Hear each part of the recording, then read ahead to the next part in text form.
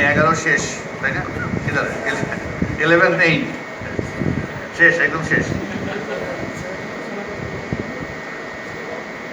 আর নাম যাই হোক, আমার ধারণা it should not be that end or completion.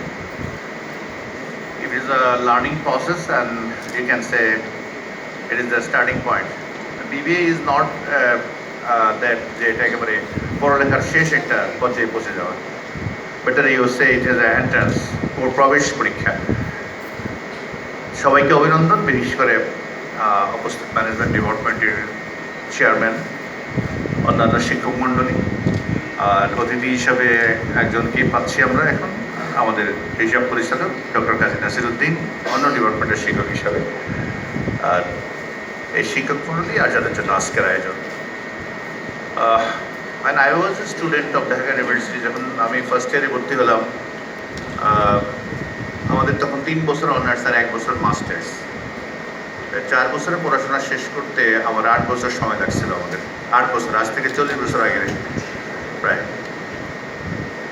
8 বছর। আমি খুবই বিস্মিত যে আমাদের ছাত্ররা এই যারা এখন সমাপনী করতেছে, তাদের 4 বছর হবে জানুয়ারি মাসের 16 তারিখে, 13 তারিখে। 4 বছর আগেই তাদের আমরা বিবিএ কমপ্লিট করতে পারছি। So it's a good news for the university and for the nation also. আমরা যখনই বিশ্ববিদ্যালয়গুলোতে বিভিন্ন রকমের সমস্যার কথা শুনি, সবচেয়ে বড় সমস্যা হচ্ছে সেশন জেট। তো এইটা আমাদের বিশ্ববিদ্যালয় থেকে প্রায় শেষের দিকে। তো আমরা একটা পর্যায়ে আসছি যখন আমরা বলতে পারবো যে এটা একটা সেশন জট মুক্ত বিশ্ববিদ্যালয়। এখন যারা চলে যাবে তাদের জন্য একটু ওসিয়ত করতে হয়, কারণ আমার শুভকামনা থাকবে তাদের জন্য যারা এখানে এমবিএ না পড়বে। কিন্তু এমবিএ সবাই পড়ার কোনো দরকার নেই। যারা রিসার্চ করবে বা টিচিং করবে তাদের জন্য এমবিএ দরকার, কারণ এমবিএ করা মানে হচ্ছে একটা বছর নষ্ট করা। আর বিবিএ পাশ করে যে চাকরি পাওয়া যায়, এমবিএ পাশ করে একই চাকরি পাওয়া যায়। অতএব আজকের থেকে শুরু করতে হবে একটা ভালো চাকরি পাওয়ার জন্য। একই চাকরি, 1 বছর নষ্ট করে দেখবেন যে আপনি একই চাকরি পেয়েছেন। অতএব বিবিএ যারা ভালো করছে তারাই এটা চাকরির জন্য চেষ্টা করবেন। এমবিএ পরে যদি মনে হয় যে বিয়ে শাদী করতে এটা অসুবিধা হচ্ছে, এমবিএ না হলে বিয়ে হচ্ছে না, তখন আপনি বিকেলবেলায় রাত্রেবেলায় টাকা হয়ে যাবে, তখন রাত্রেবেলায় এমবিএ করবেন। রাত্রেবেলায় 8 বছরে এমবিএ পাশ করলে হয়, আস্তে আস্তে পাশ করবেন, বিদেশে যাবেন, আবার আসবেন, মাঝখানে পড়বেন। কারণ আমি ইতিমধ্যে বিজনেস স্টাডি ফ্যাকাল্টি টিমকে বলছি যে আমাদের যারা রেগুলার স্টুডেন্ট, যারা এমবিএতে ভর্তি হওয়ার পরে তার বিয়ে হওয়া বা অন্য কোনো কারণে বা চাকরি হওয়ার কারণে পড়াশোনা করতে পারবে না, সে তার সময় মতো এসে ইভিনিংয়ে পড়বে, এবং তার জন্য একটা আলাদা ব্যবস্থা করতে হবে। তাদের এডমিশন টেস্ট লাগবে না, অটোমেটিক তাদেরকে কনভার্ট করা হবে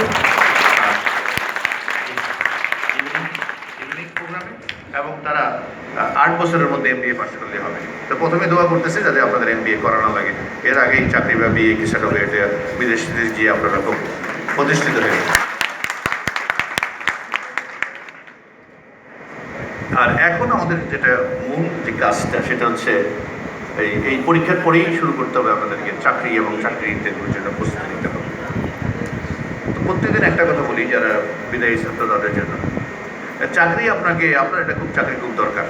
যে আপনার আব্বা রিটায়ারমেন্টে চলে গেছে, আপনার ছোটো ভাইটা এখনও পড়াশোনা করে, বড় বোনটার বিয়ে হয় নাই, আর্থিক সংকটের মধ্যে আসেন, খুব টিউশনি করে চলতে হয়, বহু প্রবলেমের মধ্যে আপনি আসেন। এই প্রবলেমগুলোর কারণে কেউ আপনাকে চাকরি দেবে না। The problem you have it is your own problem. এইটাকে ওভারকাম করার জন্য কেউ আপনাকে চাকরি দেবে না। Don't present yourself an way যে আপনি চাকরি পেলে বেনিফিটেড হবেন। এরকমভাবে ডোন্ট ব্যাগিং, ভিক্ষে করা যে আমার একটা চাকরি দেন, নাইলে আমি বাঁচতেছি না। এই জন্য আপনাকে কেউ চাকরি, আমার মনে থেকে শোনেন, কেউ আপনাকে আপনার প্রয়োজনে চাকরি দেবে না। Rather you have to present yourself. আপনি আপনাকে উপস্থাপন করবেন ওইভাবে যে দেখো আমাকে চাকরি দিলে তোমার কোম্পানি বেঁচে যাবে। You have to present yourself as a বলা হচ্ছে as something that which is needed for the company. তো সেটা যদি আপনি করতে পারেন, শুরুতে যদি আপনি বলতে পারেন আমাকে চাকরি দিলে তোমার উপকার হবে, তাইলে আপনাকে চাকরিটা দেবে। তো সেই জন্য আমি প্রথমে বলবো don't go to any interview board without information. যেখানে যে কোম্পানি যেখানে চাকরির জন্য যাবেন প্রথমে ওই কোম্পানির সম্বন্ধে ভালোভাবে জেনে নেবেন ডিটেলস। মনে করেন একটা ম্যাগনা গ্রুপ, পাইয়া group, Bashundhara group or special type of concern, এগুলো আজকাল ইন্টারনেটে সব দেখা যায়। এই কোম্পানি কবে প্রতিষ্ঠিত, সেলস কি, গ্রোথ কি, তাদের টাকা কি আছে না আছে, তাদের প্রবলেম কি আছে, and also what is their market share, what the competitors, বাংলাদেশের গ্রোথ রেট কত, তাদের রিলেটিভ মার্কেট পজিশন কত, এভরিথিং আগে পড়াশোনা করবেন। করে আপনাকে ইউ হ্যাভ টু প্রেজেন্ট, আপনাকে বলতে হবে যে আমি তোমাদের কোম্পানির প্রতি আমি আগ্রহী আসছি চাকরি করার জন্য, কারণ তোমাদের কিছু সমস্যা আছে, আমি মনে করি I will be able to solve this problem, আমি তোমাদের সমস্যাগুলো সমাধান করতে পারবো। এটা যদি না করে যদি নিজের প্রয়োজন চাকরি পেতে যান, then every possibility that no one will give you the job. এটা হলো আমি আজকের প্রথম একটা সাজেশন দিচ্ছি। আরেকটা হচ্ছে the management itself is an eclectic discipline. Management কোনো একটা বিদ্যা না, এটা not like just like physics, chemistry, মৌলিক বিদ্যা না। Is an eclectic discipline and exact Bangla meaning of this হচ্ছে সারগ্রাহী বিদ্যা। যে বিদ্যা অন্য বিদ্যা থেকে সারবস্তু নিয়ে তৈরি হয় তাকে eclectic discipline বলে। Most of the models, most of the theory যাকে সবকে পড়ে আসছেন, we borrowed it from other discipline like psychology, anthropology, sociology, economics, etc. Management is not a basic source of knowledge, even literature. Finally, you have to handle human resource. মানুষকে নিয়ে কাজ করতে হবে, and human relation and complexity of the human relationship, if you understand. যে পদ্মা নদীর মাঝি পড়ে নাই, গোবরের চরিত্র কি জানে না, কিছুই জানে না, MBA পাস, তার পক্ষে মানুষের জটিল মানসিকতা যারা কাজ তাদেরকে নিয়ে আপনি হ্যান্ডেল করবেন, সেটা হ্যান্ডেল করা সম্ভব। এখানে আছে কিনা জানি না, এর আগে এক বেসে আমি জিজ্ঞেস করছিলাম এখানে কি কেউ আছেন যারা কোনোদিন সদরঘাট যান নাই, এরকম একটা কম্পিটিশন সিরির মধ্যে জিজ্ঞেস করছিলাম, এবং 7-8 জন ব্যাককেল ওখানে আদুল এসেছিল, সদরঘাট যায় নাই। চিন্তা করছেন এখানে MBA শেষ করে চলে যেতেছে, সদরঘাট যায় নাই, তো সে কিসের ম্যানেজার হবে, কার ম্যানেজার হবে, কি করবে সে? Try to understand what I am talking. Try to be smart and smarter, আরও স্মার্ট হন। আর স্মার্ট হওয়ার জন্য you have to gather as much as possible information. Not only that, কোন যার ইয়ার বই রবিন্সের মুখস্থ করে বই পড়ে এটা দিয়ে খুব বেশি লাগানো যাবে না। These are the models that we borrowed from other discipline. In that case, I would like to suggest you go to the original source of knowledge. Sociology, anthropology, psychology, history, philosophy and also economics, এগুলো আপনাকে পড়তে হবে। এখন অনেক কিছু আপনি পড়তে পারেন নাই because of pressure, in course, mid term, স্যারে বলছে এটা পড়তে হবে, বাট একটু যখন ফ্রি হয়ে যাবেন তখন উদ্দেশ্যবিহীন পড়াশোনা করতে হবে। জ্ঞানের জগতে উদ্দেশ্যহীনভাবে বিচরণকারী হচ্ছে সত্যিকারের জ্ঞান অন্বেষণকারী। যারা মিড টার্ম এবং ফাইনাল পরীক্ষাকে সামনে রেখে সিলেবাস ধরে যেগুলো পড়াশোনা করে, তো এইগুলো বেশি দূর অতিক্রম করতে পারবে না, এগুলো ওই ডেপুটি ম্যানেজার পর্যন্ত হবে।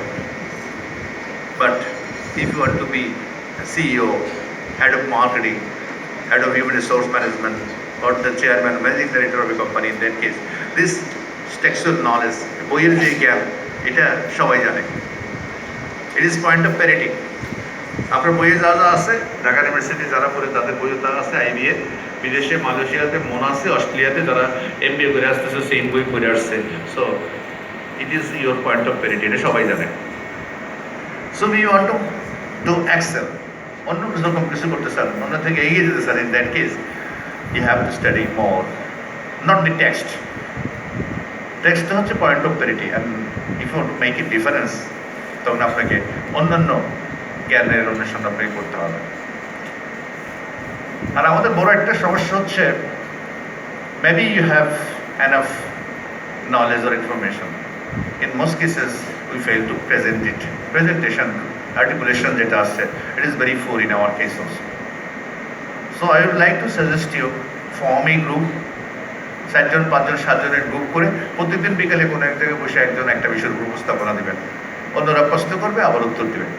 সো প্রেজেন্টেশন স্কিলটা যদি, কারণ আপনার যথেষ্ট নলেজ থাকার পরেও if you fail to show আপনি দেখাইতে না পারেন দেন every possibility is there will be another disaster.